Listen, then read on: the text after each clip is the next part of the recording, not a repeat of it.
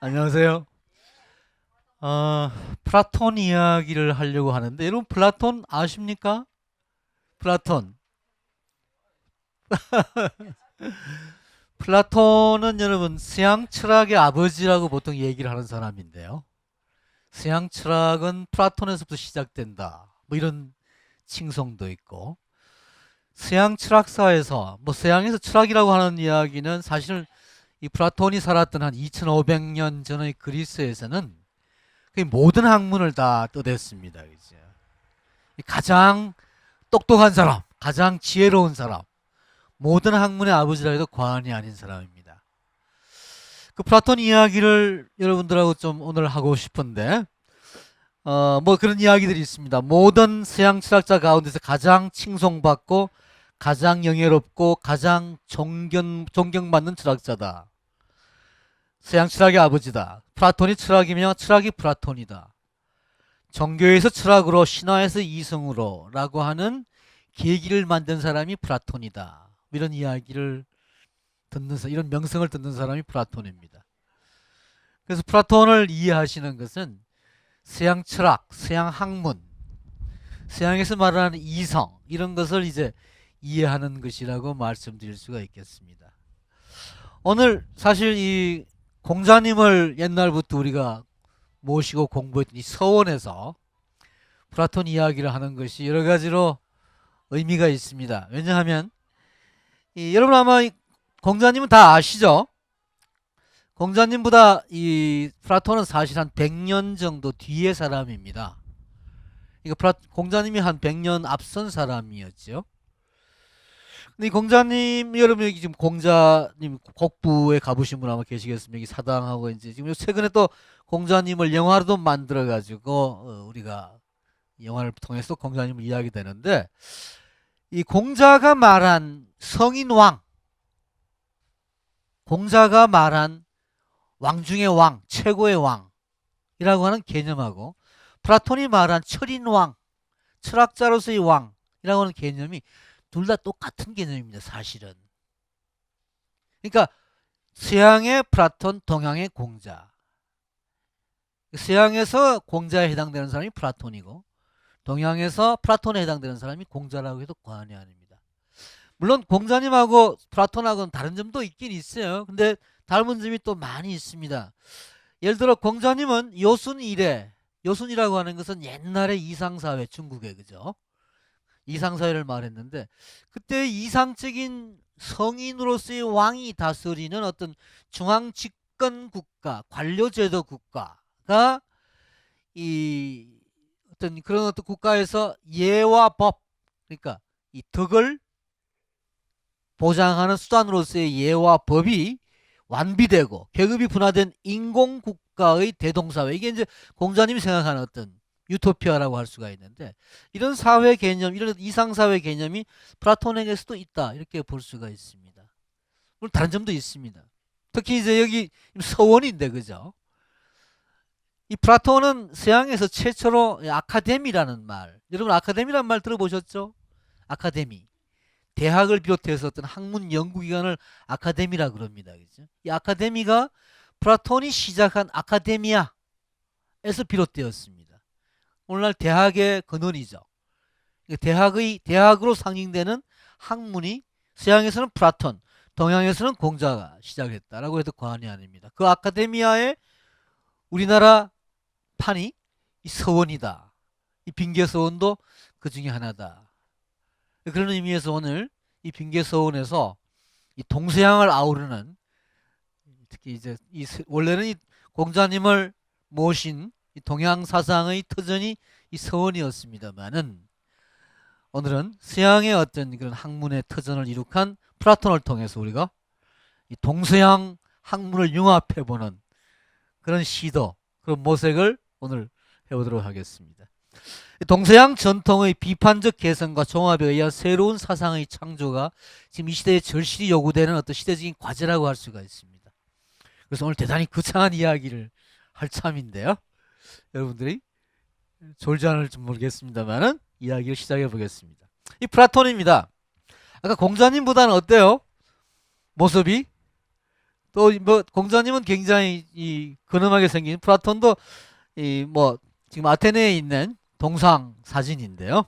플라톤입니다. 플라톤과 공자를 다시 한번 말씀드리면은 플라톤은 사랑을 말하는데 공자님은 그리고 이데아를 말하죠. 여러분 이데아라는 말 들어보셨죠? 이데아. 어떤 관념, 생각 이런 걸 이데아라 그럽니다. 그죠? 조금 이따 다시 말씀드리겠습니다만 하여튼 이 사랑과 이런 것이 그러니까 공자님이 항상 주장하는 것에 정명이라는 개념이 있습니다. 정명. 정명이라고 하는 것은 임금은 임금답게, 신하는 신하답게, 아비는 아비답게, 아들은 아들답게 뭐 이런 이야기를 하는 거죠. 지금도 우린 그런 이야기를 할 수 있죠. 뭐 대통령은 대통령답게, 국민은 국민답게, 사장은 사장답게 뭐 이렇게 이야기를 할 수가 있습니다. 그죠? 이게 정명사상인데 플라톤도 그 비슷한 이야기를 했습니다. 플라톤도 어떤 사회를 이루는 네 가지 계급의 조화를 설명을 했습니다. 뭐 군군신신 부부자자 뭐 이게 공자님의 말씀인데요. 그 다음에 공자님이나 플라톤이나 어떤 과거 특히 이상사회에 대한 회귀를 주장하신 분입니다. 공자님은 여순시대, 플라톤도 마찬가지 서양의 어떤 고대사회, 서양의 고대 농경사회를 이상으로 생각을 했다. 근데 두 분 다 교육을 강조했는데 특히 음악 교육을 강조했습니다. 여러분 생각이 이상하죠? 근데 플라톤이 음악 교육을 굉장히 중시한 마찬가지로 공자님도 음악. 우린 요사이 사실 이 서원에서 음악 같은 이런 연주를 잘 안 하는데, 그지? 옛날에는 이런 서원에서 음악 연주를 대단히 많이 했어요. 그러니까 이 선비들이 앉아가지고 금은고도 키고 뭐 가야금도 키고, 그죠? 이거 음악이 교육에 굉장히 중요한 도구였습니다. 플라톤도 마찬가지 음악을 대단히 중시한 측면이 있습니다. 그런데 이 두 분 다 한 2500년 전의 사람이기 때문에 아무래도 문제가 좀 있었겠죠. 지금 시대하고 좀 다르게, 그죠? 특히 여성을 비하했습니다. 남존여비 사상이 두 분 다 있었어요. 그리고 서민들에 대해서도 별로 그렇게 좋게 생각 안 했습니다. 그죠? 대단히 귀족 중심. 지금 우리가 생각하기엔 조금 맞지 않죠. 그런 점은 우리가 비판할 건 비판해야 되겠습니다. 그죠? 공자님이라고 플라톤이라고 해서 무조건 숭상할 것이 아니라 2500년 전에 옛날이기 때문에 그럴 수밖에 없었겠지만 그래도 공자님이나 플라톤을 우리가 이해할 때에 그때 그 시대에 여성을 비하했다든가 또는 서민을 비하했다든가 특히 생산 노동자 계층, 농민 계층을 비하한 것에 대해서는 우리가 비판적으로 생각을 할 필요가 있다. 공자와 제자들, 그러니까 여러분 공자가 남긴 책이 논어입니다. 그죠? 논어. 이 논어는 공자와 제자들의 대화 기록이에요. 공자님이 쓰신 책이 아니에요. 플라톤이 쓴 책은 대화라 그러는데 한 30여 편의 대화록이 남아 있는데 이 대화는 주인공이 소크라테스입니다, 여러분. 그러니까 아까 제가 플라톤을 서양 철학의 아버지라 그랬죠? 아버지 위에 할아버지가 있어요. 서양 철학에는. 그 할아버지가 소크라테스입니다, 여러분. 소크라테스. 논어에는 공자님이 주인공이지만은 플라톤의 대화에는 소크라테스가 주인공이에요. 스승이 항상 이야기를 합니다. 그래서 플라톤이 쓴 책이 35편의 대화편과 13편의 서간, 이게 플라톤이 쓴 책인데 2500년 전에 이런 책들이 지금까지 남아있다니 기적 같은 일이죠. 우리는 아직까지 그 정도까지 옛날 문헌들이 남아있지 않습니다. 우리 역사에는. 근데 서양엔 그게 남아있어요. 전기에 유명한 책 중에 하나가 소크라테스의 변명이라는 책이 있습니다. 소크라테스의 변론이라기도 변명이라기도 하는데 후기에 유명한 책 중에 향연, 국가, 법 이런 책들이 있어요. 향연이라는 건 여러분 심포지움이라고 하는 말 원어입니다만 심포지움이라는 말 들어보셨죠? 심포지움. 지금 이렇게 앉아서 이야기하는 것도 이것도 심포지움입니다. 그죠? 심포지움. 회의하는 것도 심포지움이고 일종의 사람들이 여럿이 모여가지고 토론을 하고 즐기면서 잔치를 벌이는 것도 심포지움이에요. 이걸 우리나라에서는 이제 번역할 때는 향연, 향연이라고 사실 잔치란 뜻입니다. 그죠? 근데 사실은 그게 그냥 먹고 노는 그런 의미에서 심포지움이 아니라 이렇게 얘기도 하고 토론도 하는 것을 심포지움이라고 그래요. 그래서 대학에서 수업도 사실은 심포지움입니다. 그러니까 아카데미아라고 하는 것을 처음 만든 사람이 플라톤이고, 그 아카데미아에서 심포지움이라고 하는 교육 방법, 수업 방식을 최초로 만든 사람도 플라톤이에요. 그러니까 플라톤이라는 사람이 서양 학문의 아버지다 라는 이야기가 당연히 나오겠죠. 게다가 그 플라톤의 대화록의 주인공이 소크라테스이기 때문에, 그 소크라테스는 서양 철학, 서양 학문의 아버지인 플라톤의 아버지, 따라서 서양 학문의 할아버지라는 칭호를 듣는 것입니다. 자, 플라톤의 대화록, 35편의 대화록 중에 주인공이 소크라테스이기 때문에, 이게 플라톤이 쓴 책이 소크라테스 이야기를 그대로 옮긴 거냐 아니면은 플라톤이 쓴 거냐에 대해서 논쟁이 있습니다. 그래서 우리는 소크라테스 문제라고 합니다. 무슨 말인고 하니, 플라톤이 쓴 책, 모든 책의 제일 중심되는 사람은 소크라테스로서 자기 얘기를 쭉 하거든요. 그렇죠? 소크라테스가 이제 플라톤을 가르쳤으니까.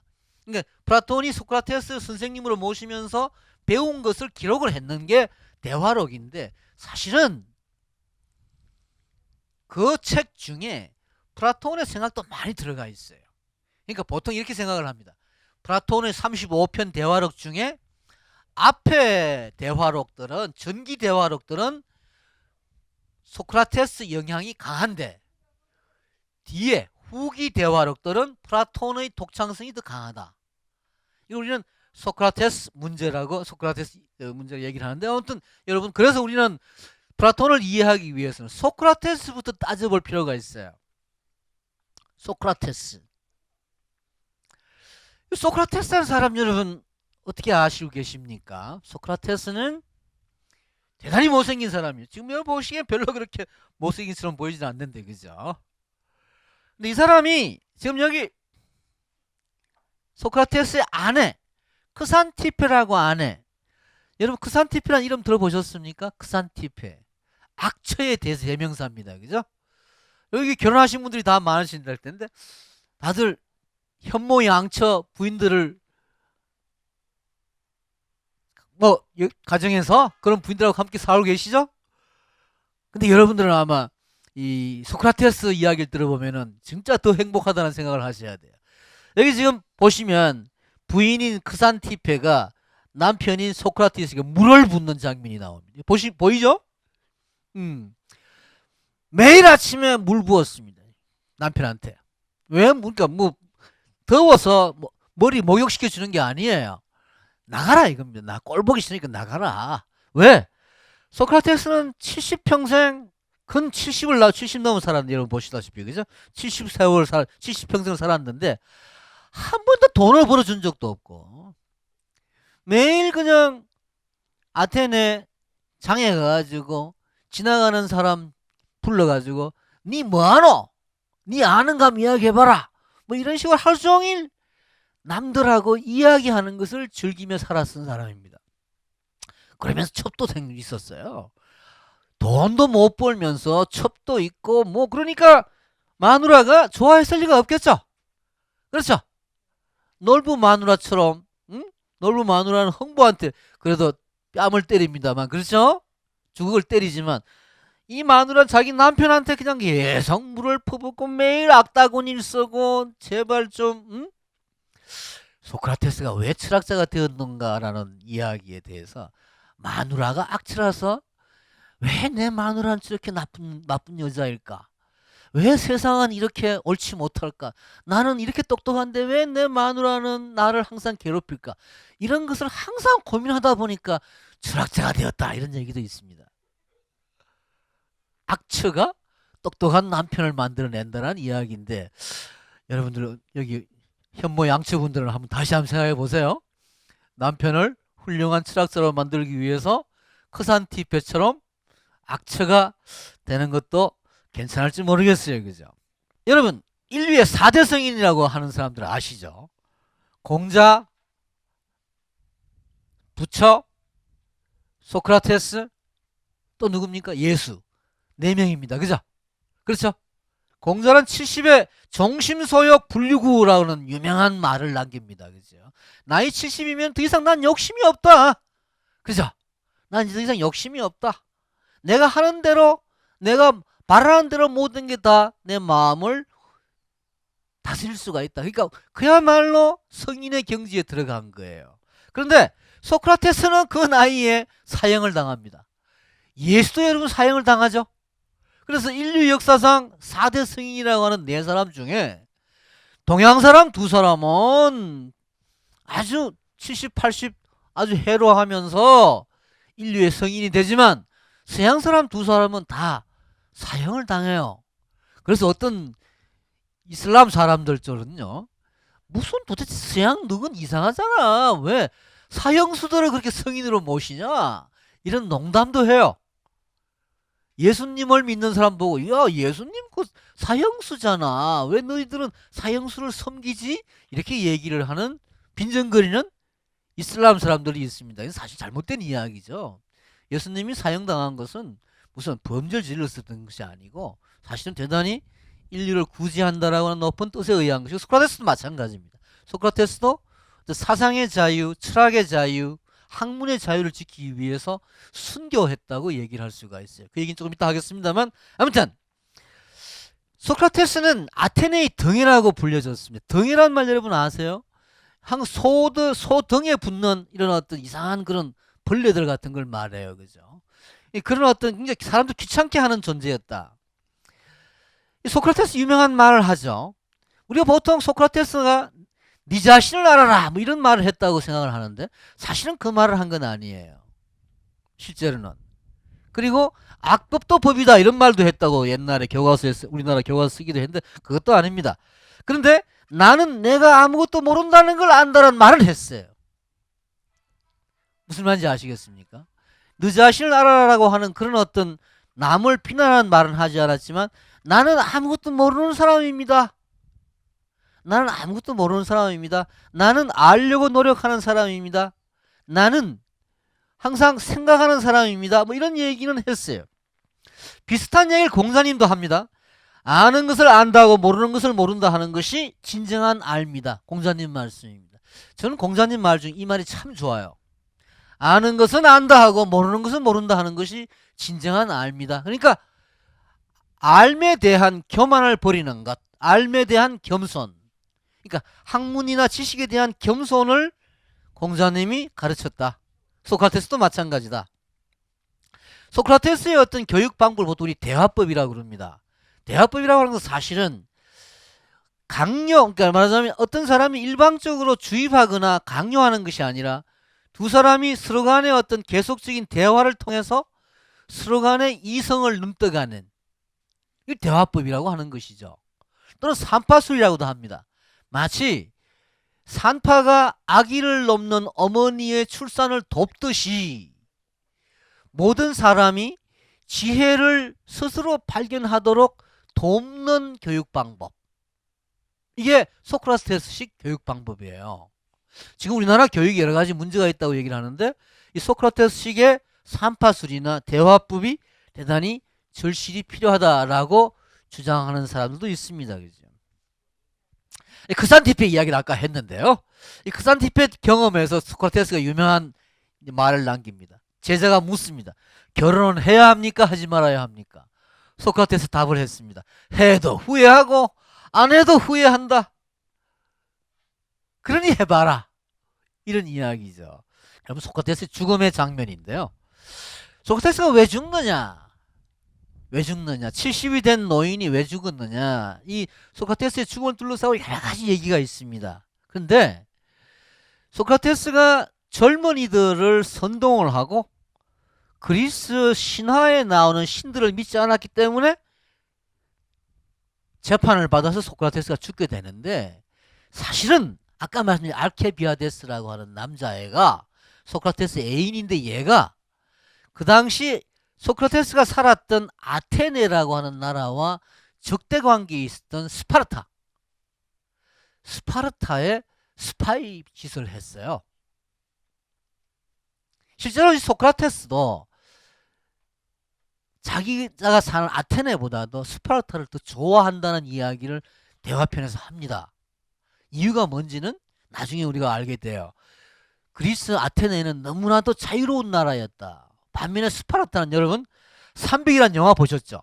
그 영화에 보시면 그야말로 아이들을 키울 때에 뭐 갓 태어나서 뭐 한 두세 살밖에 안 된 아이들을 늑대구리다 보내가지고 그죠? 아주 그야말로 아주 강인하게 키우죠.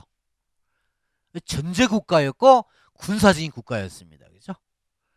그러니까 소크라테스나 플라톤 생각에는 그런 어떤 아주 강력한 군인 정신이 왕성한 그런 나라가 좋은 나라다. 아테네처럼 너무 자유를 좋아하고 민주를 좋아하는 나라는 문제가 있다. 이렇게 생각했기 때문에 결국 이제 아테네 사람들이 아테네 민주주의의 적이다. 이것이 또 하나의 사형을 시키게 되는 이유이기도 했습니다. 플라톤이 이제 아테네 명문가에서 탄생을 하는데요. 이 시대에 여러 가지 이제 문제가 있었어요. 플라톤은 귀족 집안에 출생을 했는데 자기 집안에 이 정치인들이 많았고 그래서 그 당시 아테네가 여러 가지 혼란상에 빠졌을 때에 귀족이 정치를 주도해야 된다라고 하는 어떤 세력에 포함되어 있었어요. 게다가 이제 자기 스승인 소크라테스가 사형을 당했기 때문에 플라톤은 그리스 민주주의에 대해서 굉장히 좀 혐오를 하게 됩니다.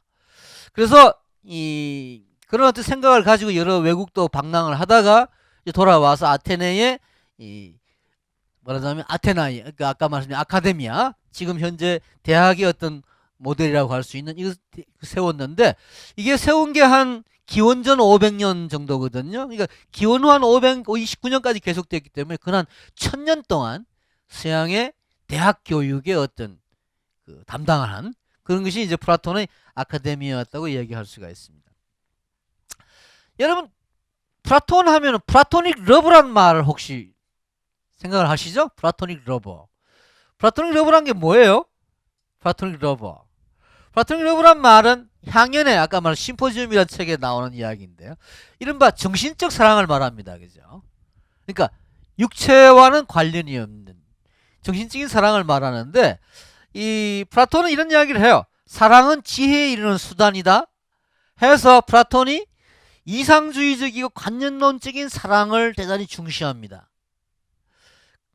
마음과 영혼을 고무시키고 정신적인 것에 집중하는 그런 사랑. 좀 우리가 보통 일반적으로 말하는 사랑의 개념과는 좀 다를 수가 있는 사랑입니다. 그죠?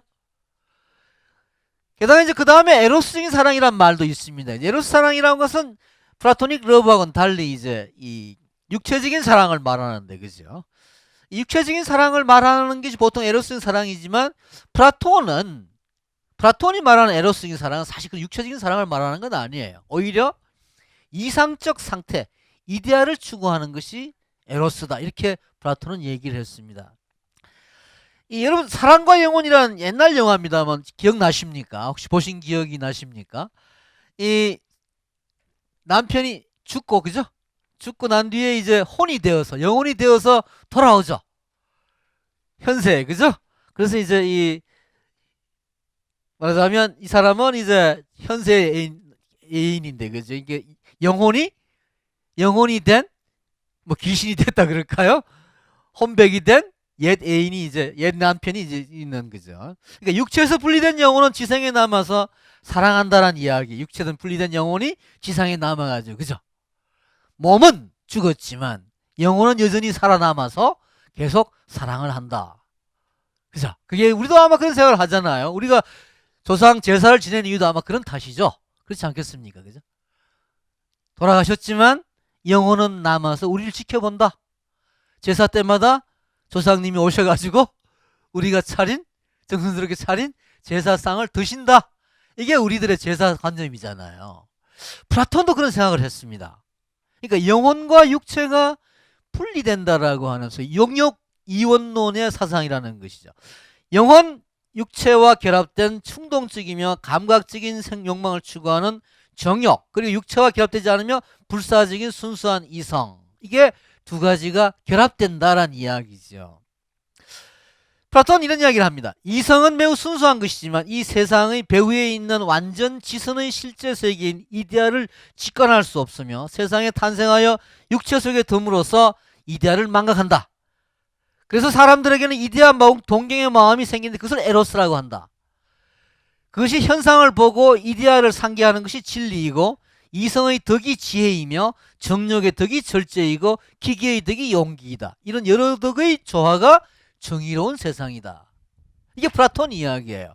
좀 여러분 어렵습니까? 아무튼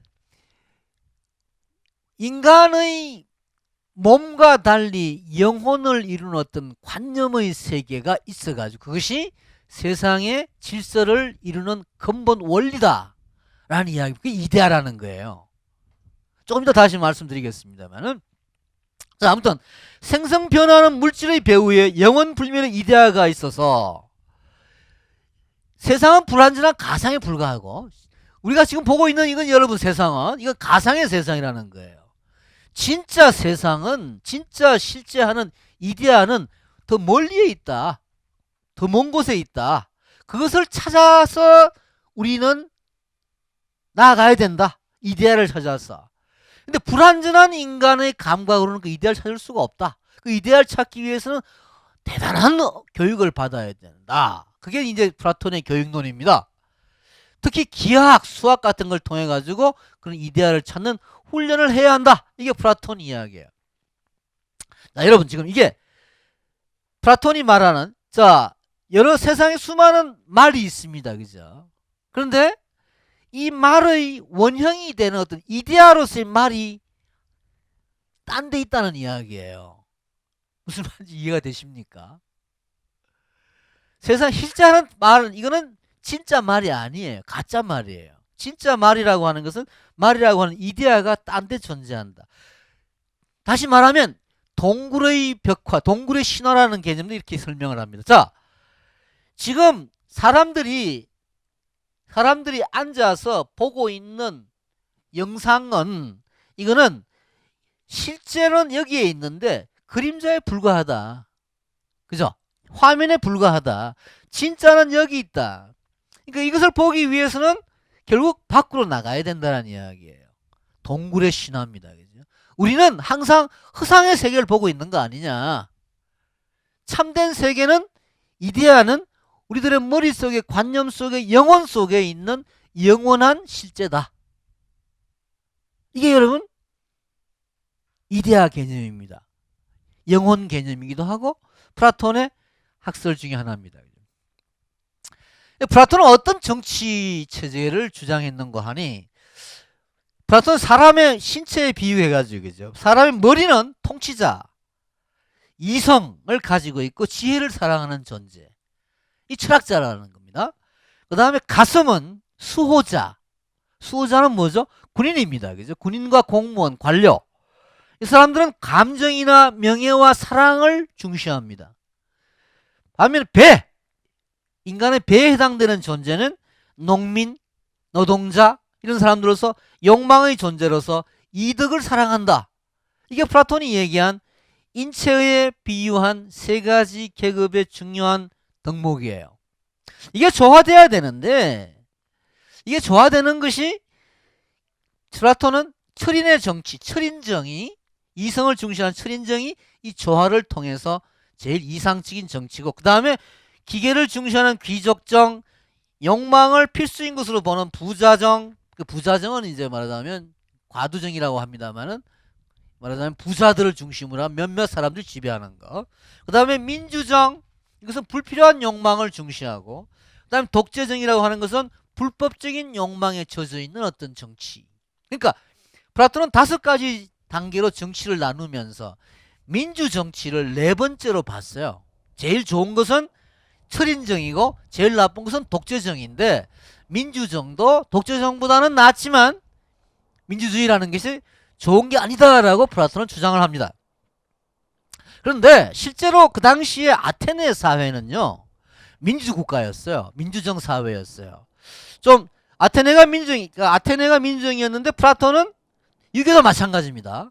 유교도 사실은 어떤 철인정, 철인이 독재하는 정치를 주장을 했고, 정치의 주체가 아테네는 시민, 농공상 중심의 시민이었는데 농민, 뭐 공민, 그러니까 말하자면 기술자, 상인, 산업공상 할 때 그죠. 그런데 플라톤의 경우에는 철학자, 공자님의 경우에는 사대부. 산업공상이라 해가지고 공자님도 사실 서민을 멸시했습니다. 그죠? 여자도 물론 멸시했습니다. 정치적인 이념으로서는 아테네는 개인주의를 중시했는데 플라톤이나 유교 국가에서는 집단주의 또는 국가주의를 중시했습니다. 아테네에서는 이상적인 인간상이 아마추어였어요. 모든 사람이 정치를 할 수 있는. 반면에 플라톤이나 유교에서는 전문가를 중시합니다. 지식이라고 하는 것은 아테네에서는 대단히 상식적이고 실용적인 걸 중시했는데 플라톤의 경우에는 전문 철학이나 신화를 중시합니다. 사고방식에 있어서는 아테네는 합리적 사고를 중시했는데 플라톤이나 유교에서는 철학적이고 종교적이고 비합리적인 사고를 중시했습니다. 반면에 예술의 경우에는 아테네에서는 중시했는데 플라톤의 경우에는 무시를 합니다. 음악은 예외지만 미술이나 시 이런 것들은 문학 같은 것은 플라톤이 별로 그렇게 중시하지 않았습니다. 플라톤 공자님도 마찬가지입니다만. 여러분 이게 그리스 지도예요.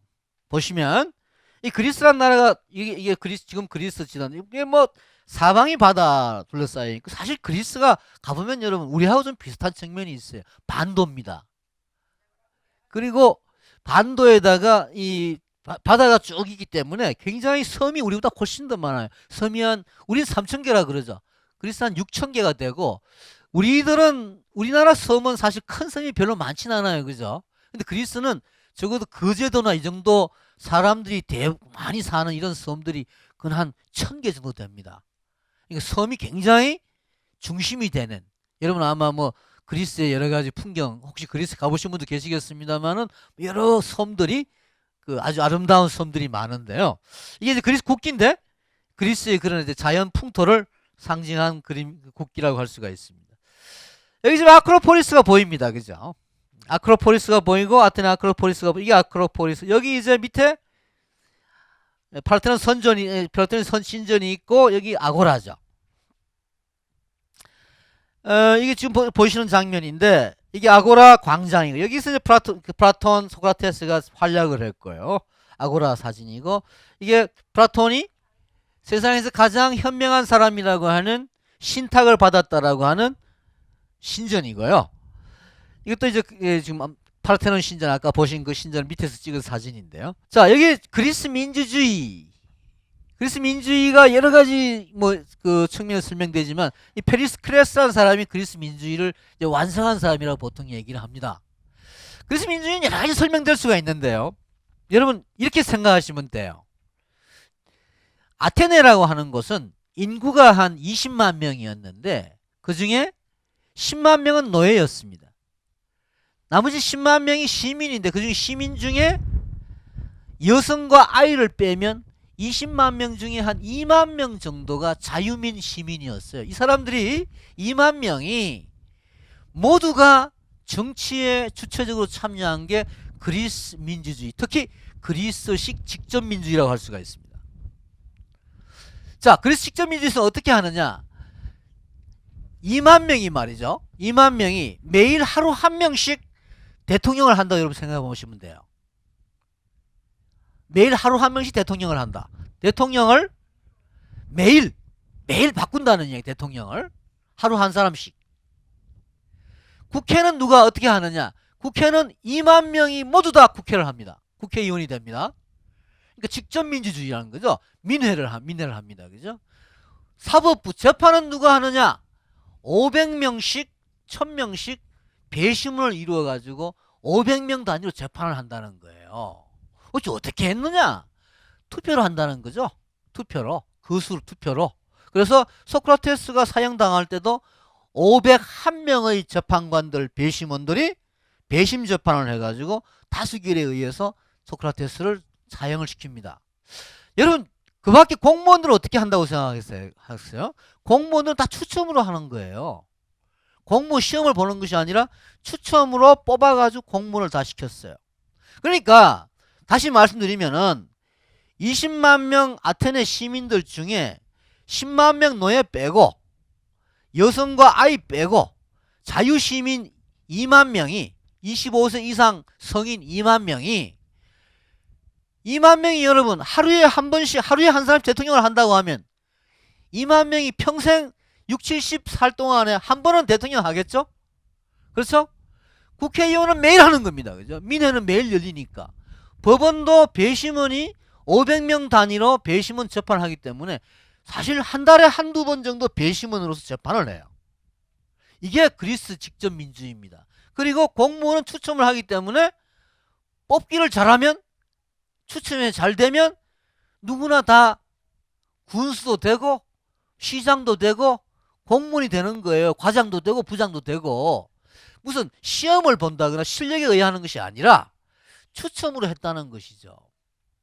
이게 여러분 그리스 사람들은 다 똑같은 자격 모두 다 똑같은 평등한 자유롭고 평등한 시민이기 때문에 누구나 다 대통령도 할 수 있고 국회의원도 할 수 있고 판사도 할 수 있고 공무원도 할 수 있다라고 하는 전제하에서 그런 민주주의를 한 거예요. 직접 민주주의를. 그래서 사실은 대단히 이상적인 의미의 민주주의를 할 수 있죠. 그렇죠? 누구나 다. 여러분 그런 세상이 온다고 생각을 해보세요. 그리스 민주주의 그렇게 했다라니 페리클레 시대에 그렇게 했다. 근데 그것을 이제 플라톤이나 소크라테스가 생각하기에는 아니다. 오히려 그 옆에 나라 스파르타 같이 훨씬 더 강력한 어떤 군사 국가로서 아테네가 변하지 않으면은 아테네의 민주주의는 영원히 문제가 있다라고 소크라테스나 플라톤은 생각을 했어요. 이 영화 300이라는 영화 아까 잠깐 말씀드렸다시피 스파르타라고 하는 나라의 이야기를 다룬 겁니다. 그죠? 스파르타의 300명 용사가 페르시아의 수백만 명이 쳐들어왔을 때에 300명이 그 수백만 명을 무찔렀다는 이야기예요. 전설 같은 이야기지만 사실 실제 사건과는 조금 과장된 측면이 있는데 아무튼 이 영화가 스파르타라고 하는 나라를 이제 보여주는 우린 보통 이제 그 스파르타의 그런 300의 이야기를 말하자면 나라를 위해서 국가를 위해서 목숨을 바친 그런 영웅들의 이야기라고 생각을 하지만 반드시 그렇지는 않습니다. 이 스파르타 나라 자체가 대단히 그런 군사주의적인 측면이 있었어요. 몇 가지 특징을 보시면 통제된 부족주의를 보호하기 위한 배타성이 대단히 강했다. 그러니까 자기 민족이 아니면 더 철두철미 배척을 했습니다. 그죠? 그리고 평등주의, 민주주의, 개인주의도 배척을 했습니다. 이건 철두철미 영웅주의, 귀족주의 나라였죠. 그리고 자급자족을 했고 반보편주의 및 순수혈통주의 이 스파르타 사람들의 순수혈통을 중시를 했고 보편성, 인간의 보편성이라는 것을 대단히 이 사람들은 중시하지 않았어요. 스파르타의 특성을 강조했다. 그리고 이웃나라에 대해서는 지배를 하고 노예로 만든다라는 걸 철저했던 나라입니다. 무조건 남의 나라는 침략을 해서 지배를 하고 거기 사는 사람들은 노예로 만드는 이게 스파르타의 국가 정신이었어요. 그리고 나라는 너무 커지면 안 된다. 이게 스파르타의 또 국가 이념이었습니다. 이 사실 여러분 이 6가지의 스파르타의 이념이 현대까지도 여러 경우에 해당이 돼요. 예를 들어 여러분 1945년에 2차 세계대전에 멸망했던 그러면 나치의 독일 그죠?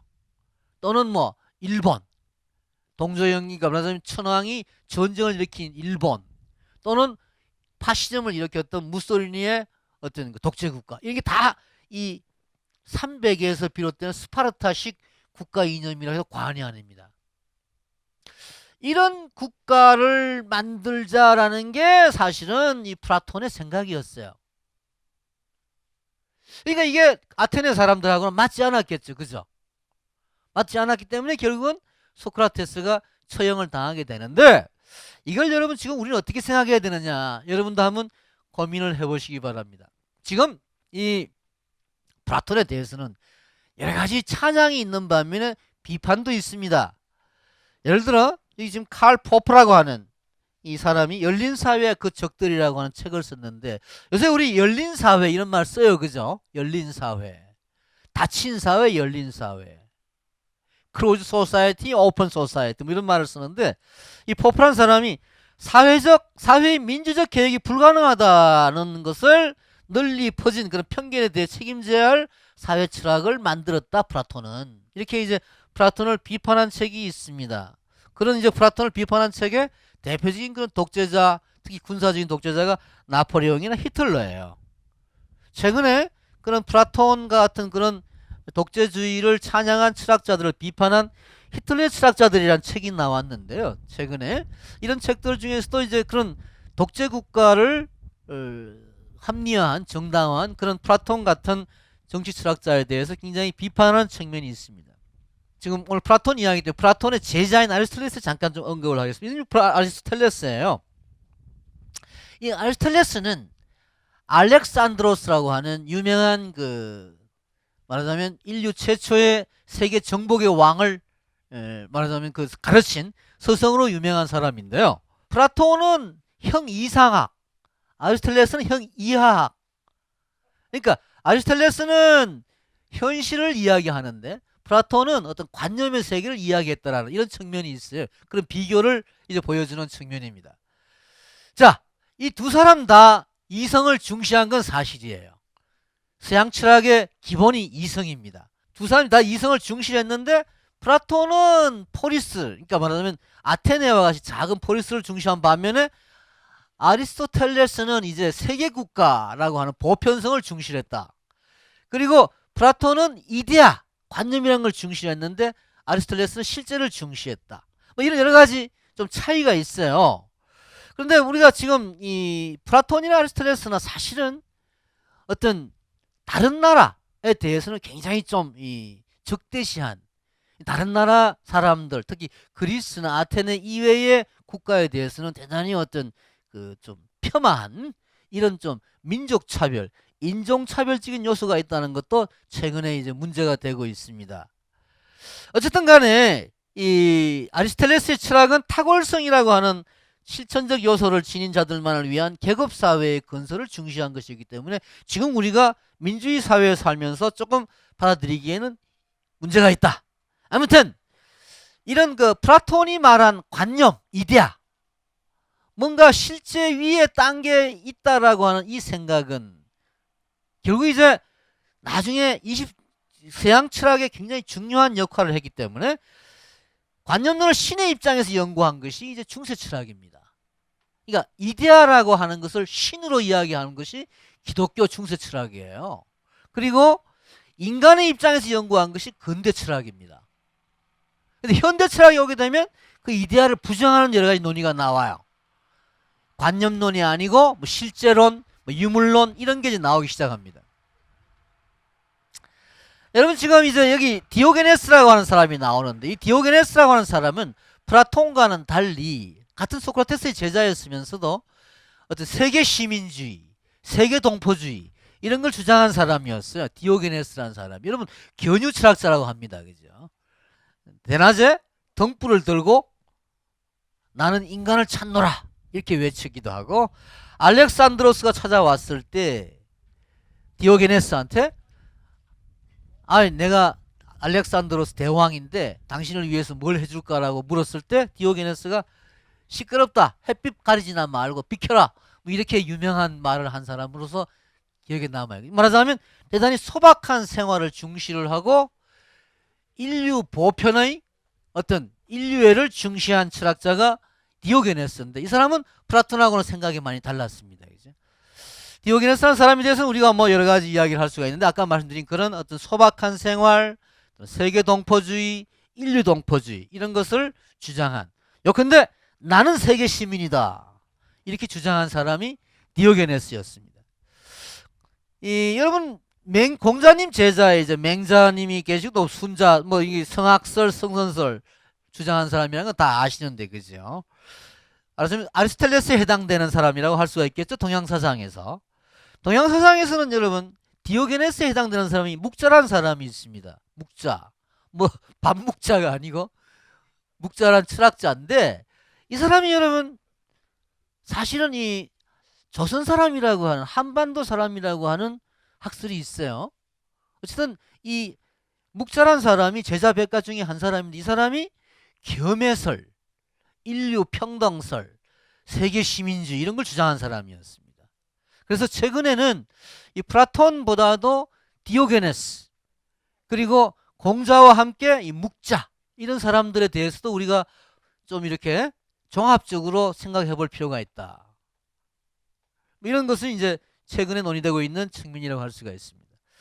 오늘 여러분 이 플라톤 이야기와 뭐 여러 가지 이 플라톤이 우리들에게 어떤 생각할 여지를 준 것, 특히 이제 관념, 이데아 또는 뭐 동굴의 신화 뭐 이런 걸 통해 가지고, 또 소크라테스의 어떤 죽음을 통한 어떤 학문을 위한, 진리를 위한 순교의 정신, 많은 점에서 우리에게 교훈을 주기도 하지만, 정치적인 차원에서는 고대 그리스의 민주주의를 부정을 했기 때문에, 또 최근에 와서 여러 가지 어떤 부정적인 어떤 전체주의, 독재주의 국가에 어떤 좀 영향력도 미쳤기 때문에 역시 문제가 있다, 이런 비판을 받고 있습니다.